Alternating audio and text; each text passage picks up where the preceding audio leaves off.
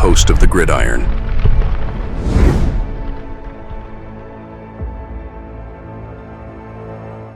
Right, so we'll have to wait and see, right, where the Giants wind up falling. But yeah, if it was meant not to pick, I mean, hey, you don't know. That could be one of the greatest things that ever happens to the New York Giants, this win. You don't know. Because we could be talking 2-3 years from now, right? Remember when the Giants had the number one pick and they were going to take Shedeur Sanders? Remember that? Well, where's Shedeur now? He's bagging groceries at Walmart, right? Because he's not that good. Or remember when the Giants might have been taking Cam Ward? Right? Remember? Pike possible the number one pick, man. Well, where's Cameron Ward at now, right? He's a backup, or he's sitting on the bench for the Buccaneers or something like that. So this could be the greatest thing that ever happens to the Giants. So you just don't know, right? It is what it is. But this is interesting here. Was Gettleman right all along? Well, and the one thing I remember him talking about, right, was always they talked about him getting the number 2 pick, right, in the draft. And he says he envisioned somebody with a gold jacket, right? Wearing a gold jacket with the number 2 overall pick. And of course, you can go back and debate this until the cows come home. Who could have, would have, should have, would have took, and all this stuff and everything. But he had visions of a gold jacket, a special player to draft. Now, of course, unfortunately, to get the best out of that special player, you got to put him on a obviously good team, right? And I've said this, quite a few times, and I'll say it till the cows come home. The guy, and you can. There's tons of examples, right?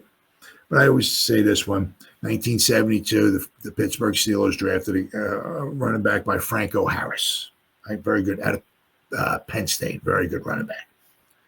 Well, with Pittsburgh, he became a Hall of Famer because he was on a great team, right? If the Giants had 2 first-round draft picks in 1972, they used them both on defense. But I mean, in 1972, in the first round, the Giants selected Franco Harris in the first round with one of those 2 picks. He's never sniffing the Hall of Fame unless he goes there and pays admission and gets a ticket and enters the Hall of Fame. He's not going there. It's not so much. It's all a lot of it's obviously has to do with your ability.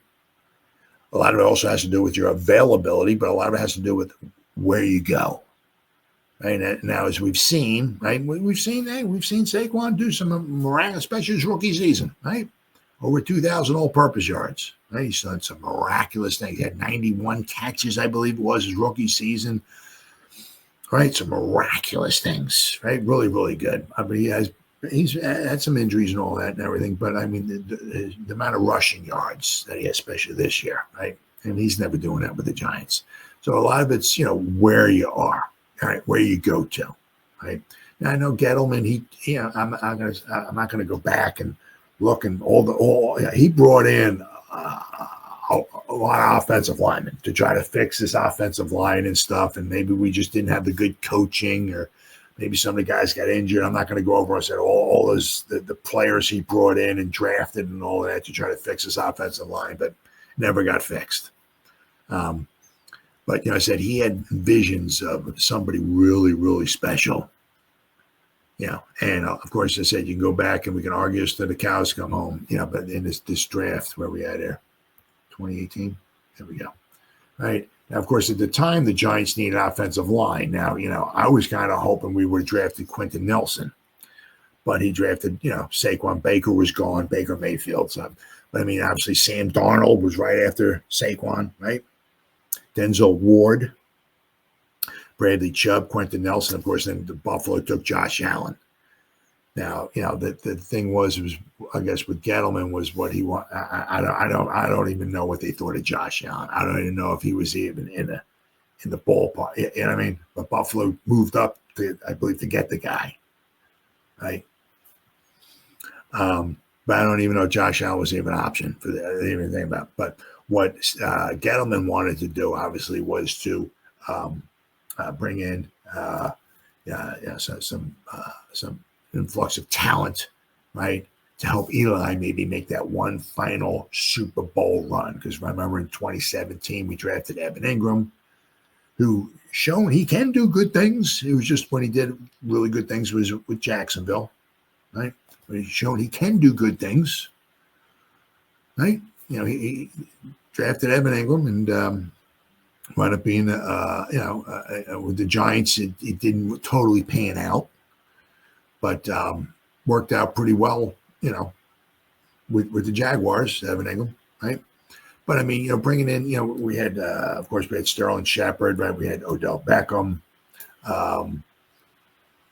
I said, we drafted Evan Ingram, brought in Saquon Barkley. What he was trying to do, and he brought in, some offensive linemen to try to fix the offensive line, which never worked out. But it seemed like what he was trying to do was get a nice bunch of talent around Eli, maybe make that one more magical push toward a Super Bowl run. That's what it kind of seemed like what they were trying to do with Eli toward the end there. But that was one of the big reasons why they drafted Saquon. Right? He saw visions of a gold jacket. Now it could be interesting to see because Saquon is over 7,000 yards. Right? If he winds up, I think he signed was a 3-year deal. The 3-year deal, I think, with the Eagles. Right? So if he winds up, I mean, could you imagine? I mean, if he has another, if he gets another 3,000 yards, right, in the next 2 seasons with the Eagles rushing the ball, I mean, that would put him at 10,000 yards. Now, obviously, 10,000 yards does not make a Hall does not a Hall of Famer make, but I mean, you have to start thinking. Right? But he had. Let me see where we at here. I want to try to find. Oh, there you go. Okay, so obviously Eric Dickerson's got 2,105. Saquon's got 2,005. So he's 100 yards away, okay, from tying Eric Dickerson. 101 to pass. Now he can do that, I'm sure, with his eyes closed. If they go, if next week, next Sunday, they go balls to the wall, right? Every play is a handoff to Saquon, and their offensive line is just in there, just plowing guys over and stuff like that. We're pretty much helpless. We can probably put 37 guys in the box, and Saquon's going to get 101 yards. You can mark it up. So the thing would be like as soon as he breaks the record, does Sirianni take him out? Well, does he even put him in there? Who knows? We'll have to want to wait and see. But he's only 100 yards away from the record. Now, there's always going to be an asterisk next to it, especially in my book. He does not have the record because, and even to me, even Eric Dickerson does not have the record. O.J. Simpson has the record because O.J. Simpson did it in 14 games. Eric Dickerson did it in 16 games. O.J. Simpson ran for, was it 2000 and what was it? 2003, 1973. 14-game schedule, ran for 2,003 yards. He averaged like 150 yards a game, okay? If he played in 2 more games, he would have probably, on that average, would have another 300 yards. He would have had over 2,300 yards rushing in a 16-game schedule. Eric Dickerson only had 2,105. So to me, O.J. Simpson has the record. He's the first one to eclipse 2,000 in a season, right? And he did it in a 14-game schedule. All these other players, right, had it. And I'm not sure if any of these guys missed a game here or that. I don't know. I know Saquon hasn't missed a game. He's played all 16 games. Of course, a lot of times with the Giants, he gets injured. But when he's with the Eagles, he's lucky enough that and they're lucky he's staying healthy. But I said with Chris Johnson had 2,006 yards. Terrell Davis had 2,008. Derrick Henry at 2,027. Barry Sanders, 2,053. Jamal Lewis, 2,066. And Adrian Peterson, 2,097 in 2012. And, of course, Eric Dickerson had 2,105 in 1984. Those are all 16-game schedules.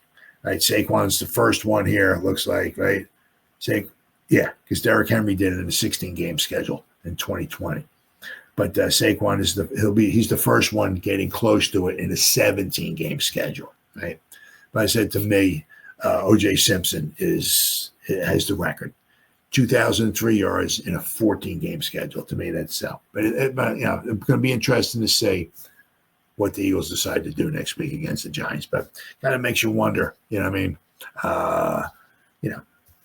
Was Gettleman right? You know what I mean? Gettleman can only bring players in, right? Getting them to perform or getting the best out of them a lot of times has to do with coaching. Now, maybe we didn't have the right coaching. I don't know.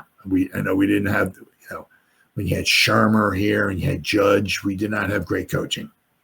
Right? Maybe the offensive line coaching was not phenomenal. Maybe we're not getting the greatest. I don't know. Who knows?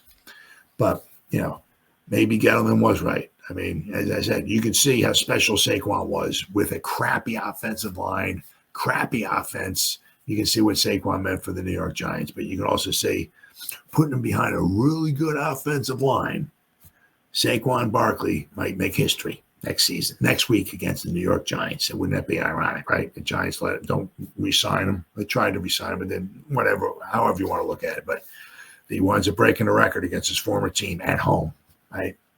Man, how ironic would that be? But maybe Gettleman, was on to something after all, right? And interesting when you get that second overall pick, is it, if you want to see a Hall of Fame player with pick number 2, and if he'd been with the Eagles all along, Saquon probably would have a lot more rushing yards than he does right now, and he'd be much closer to being a Hall of Fame candidate if he was with the Eagles than he was with the Giants. So maybe Gettleman was right after all, picking Saquon. I mean, because you're not taking a running back at number 2 overall. That's just crazy, but. I might make history next weekend against the New York Giants. So maybe Dave Gettleman was not that crazy after all.